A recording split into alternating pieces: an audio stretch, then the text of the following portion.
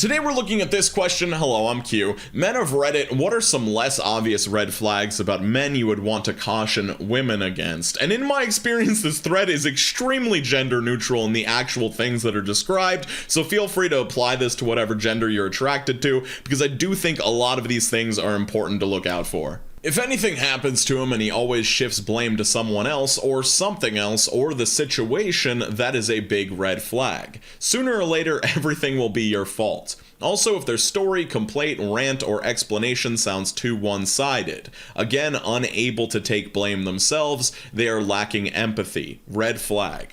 And yeah, this is a big one. If everything else is always somebody else's fault and you're in a relationship with this person, guess what? You are going to be the problem when anything goes wrong, so keep an eye out. When they don't respect the word no, even in the most benign of circumstances, this is unimaginably important to look out for, because in most regular-ass people, when they hear the word no, something triggers in them and they're like, oh shit, I fucked up, I should stop whatever I'm doing. Somebody who doesn't have that, or just doesn't respect that at all, we can all take the logical conclusion of where that ends up, and it is nowhere good. Broken Moon Studios says, this one is extremely obvious, yet I've seen dozens of women who still make the same mistake. If he's rude, selfish, and possessive before you're dating, he will not change once you start dating.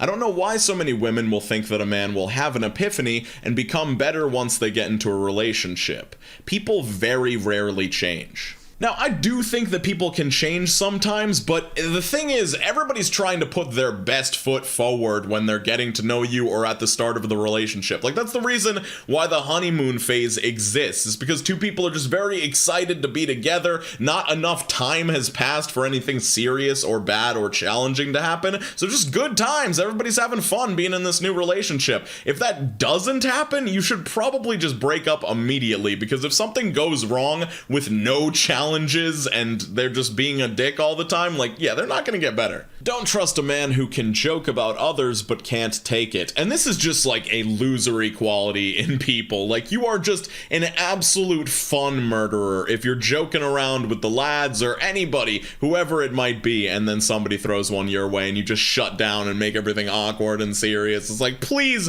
go away. JN Wiggs 1, that is a terrible name, change your name, sir, says, when someone is declaring multiple times that they are not a certain way without prompt, they actually are that way. Pick Your Brain responds, also the opposite. If they're claiming unprompted that they are a certain way, they probably aren't that way. E.g., I am an empath, proceeds to suck all of the air out of the room by talking incessantly about themselves. I would actually go even further than this and say, like, just don't trust people that always want to tell you what they are. Like, most people that are a certain way, like, you will learn that they are that way by the actions that they do, just by the way that they live their life, the way that you observe them. Like, you should not just take what people say they are at face value, because it could be true, but it also totally not. Sir Hippo says, when you have to cater to his needs/wants over your own with no compromise, it can be something as only watching shows that he wants, or doing things only he wants to do,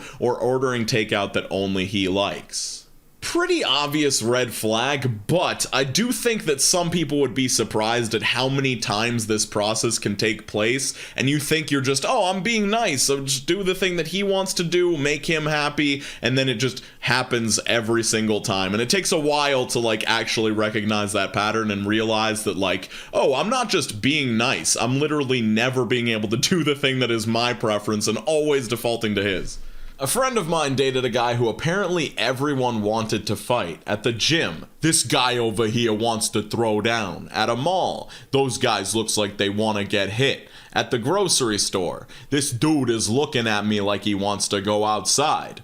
No, Steve, no one feels like fighting you, you are just on steroids. I feel like if somebody was on steroids, it'd actually be like a more reasonable justification for feeling this way. But yeah, this is just a sign of like a very insecure person, or just like a deeply angry person. If they're not saying this shit as a joke, it's a huge red flag, yeah. XD Sin says, when he looks at you as his sole source of happiness, entertainment. This usually means they lack the ability to manage their own emotions or have healthy coping mechanisms. In addition, if you are in it for the long term, there will be times where you will get sick of each other and a guy needs some hobbies that can take his attention away to give you space. This can be an open door for manipulation. Like, at first I thought this must be a really obvious red flag, because if you're actually like the only person in another person's life and you're the end-all be-all of their world, like, I feel like you will feel that pressure and that suffocation that they're putting on you, but I guess maybe you could get into something and just not realize it's happening until it's too late. So yeah, definitely watch out for this. Siridus says, as someone who is very guilty of this, focusing a ton on you and your needs but hardly paying attention to their own. Someone like this can come across as sweet, selfless, and caring, but they're actually avoiding their own problems to focus on yours. You're not a partner to them, you're a distraction, and even they themselves may not realize it. This is a really important red flag to point out, because it's not necessarily an indictment on the character of the person who holds the red flag. Like, it doesn't mean they're a bad person, but they could cause extremely massive problems for you. Like, if they don't focus on their own shit, take care of themselves, like, they can end up destroying their life to the point where it ends up being a problem for you since you're in a long-term relationship with them. Like, I can't tell you how many times this happened on the show Hoarders, where it was like, oh, mom, she's so sweet, she takes care of everybody but herself, and so, like, when everybody moved out, she just filled up the house with shit. It's not directly related, but, like, you know what I mean. Janoob jumps in saying, if he disregards your opinion about something small, he will disregard your opinion about something large, and that can go pretty dark pretty quickly. Every single questionable thing a person does that you excuse because you want to believe the best about that person should be taken as a yellow flag. Step back from the situation, assess it logically and in context of other behaviors or opinions. If you continually have to interpret their behavior only in the best possible light for it to be okay, you should run. When you look at someone through rose-colored glasses, all of the red flags just look like flags. Wanda from BoJack Horseman. And I agree that this is a massive fucking red flag. Like, if a person cannot let you have an opinion on certain things or, like, accept that you have a different perspective, even if it's about something like Mario or something like that, like, it could absolutely snowball. If it's a one-off thing, maybe don't think too much into it, but if you see a pattern, please act accordingly. Alright, so Phylar says this, and it's not even a fucking red flag, it's literally just advice, but they say, not sure if this is more universal, though Reddit will correct me. If you have a guy friend and they say that another guy gives off weird vibes or only wants one thing, consider their opinion. Many of us have a sense about these things. And while I do agree with this on some level, as sometimes guys can notice patterns in other guys that women aren't familiar with, or just somebody outside of the situation can see better than somebody who's actively dealing with it, this can just as easily be a red flag about your guy friend. I'm not saying that it is. Sometimes people are legitimately trying to help out and pointing out something that's weird that you might not see. But if you have a guy friend that is, like, constantly pointing out issues with the guys that you're dating, maybe even in some cases where he doesn't have enough information to know that or anything like that, he could be trying to set himself up to appear as a better option, or just try and chase guys away from you so eventually you'll get with him. I know it sounds bad and it paints dudes in a bad light, but it is just the way some dudes are. Like, some dudes will be friends with a girl for years because they think they have a chance. Piper Morale says, seems no one has brought up this red flag. When he says, don't worry about working, I'll take care of you, does he mean it's okay for now, or does he mean he low-key doesn't want you to have the means to leave if/when things go bad? There's a huge difference between support and sabotage, but they come in similar looking packages. Edit update. Glad to see the few mentally well men on here who don't seek to trap a partner, but the point of this thread is red flags and financial dependence is one when it happens in a certain context. Just wanting to promote the actions of looking deeper into the situation and not just trust someone's word. I witnessed it myself my whole life and have a partner who can't stand the thought of me making more than him, and he's a nice guy on paper. I want to work, I miss work, but he owns 2 vehicles for himself. One is a sport bike I cannot operate, and the other he takes to work daily, and has done nothing to help me get back into a car since mine broke down. We often scrape by while he said to me in the beginning, "Don't worry about money. You don't have to work for now, I can take care of you." Then complains that we are a single income home, and then when I ask for support in establishing work at home, he clams up. My laptop broke and he bought a $500 Xbox, so it's clear where his priorities are versus my needs as a partner.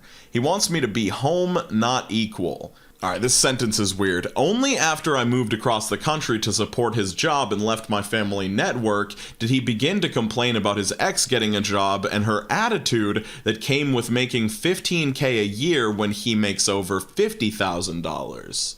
Had I known his support was actually sabotage, I would have stayed where I was. I am taking steps on my own to change the situation. I just thought it was odd that the actual men of Reddit did not bring this up, because everyone sure likes to bring up love bombing, but not the money issues. And I thought this reply was kind of interesting as well. Impossible Engine 2 says, "My ex-husband said this. I am grateful to the friend who said the same thing you did. He added that his father insisted his mother not learn to drive. He would take her everywhere. That prevented her from ever leaving. I'm incredibly relieved to have left and then landed on a job." I am extremely glad that somebody brought this up, because, this is a red flag in even more ways than is mentioned here. First off, this statement is just incredibly alluring. Don't worry about working, I'll take care of you. I may actually ignore that red flag if that offer was sent my way. I would think about it at least, because it's such an insane offer. However, even outside of the obvious, abuse case where somebody's trying to entrap you, make sure that you don't have any options to leave, you're completely dependent on them, so you can't even think about survival outside of the relationship and all that shit, there are even more people that will say this statement, and they'll just be fucking naive about what that means, or what they'll actually have to do to take care of an entire other person that is not doing anything to generate income for themselves. So first off, you're gonna have to be rich to be able to even make this offer. I'm talking over $10 million in net worth and reasonable spending habits. And even then, you could be setting this person up for failure by having them ignore getting any work experience and then not being able to get a job afterwards. Alright, we got 2 different advices about love bombing, so I'm just going to combine them into one. Be wary of love bombing and overtly grand gestures, especially at the beginning of dating. 100 roses, going out to restaurants almost every other night, expensive and flashy gifts. All of those things are meant to distract you from a severely abusive person and trap you in an emotionally abusive prison. Love bombing. If you guys aren't in high school struck by puppy love, this is just a manipulation tactic. Just my opinion, but someone who respects the women or men they're dating aren't going to tell you they love you and see a future with you in the first couple of weeks. Now, I do think that love bombing is a psych term that is thrown around way too much on the internet, completely incorrectly used. Generally, it's part of a cycle of abuse where they use this love bombing tactic of overly grand gestures, really showering you with affection to, make you forget about abuse or maybe ignore abuse that is about to happen. So don't just throw this around for anybody that, does over-the-top shit. Also, that is not to say that what is listed here is not red flags, because they absolutely are, and they're all in the category of, things moving way too fast. People that say I love you way too early on, it's either they're super inexperienced and they don't even know what that means, or they actually feel that way and they're just getting overly attached really quick, which is very scary. Also scary is they're trying to manipulate you and, gain the trust of a deep relationship when you're just not that deep yet. Same thing goes with the grand gestures. It's just a huge mismatch of hey, this is 1 year anniversary, 5 year, 10 year shit, and you're doing it in the first week. It's just way too much. Also, something that isn't mentioned as much is people that get way too deep, telling you about deeply traumatic shit for them in, the first day of texting. It might seem oh man, they're being so trusting of me to share this information, but, they also don't know you that well. So, be very cautious around people that open up that quickly, because it can be a sign of bad things to come. Got a video of weird relationship posts on Reddit on top and Reddit stalker subreddit video on the bottom. Click either of them if you're interested. Channel members on the left. I hope everybody's doing super well, skating on to the best of your abilities, drinking a lot of water, and I'll see you super soon. Peace out, Cub Scouts. Be careful out there.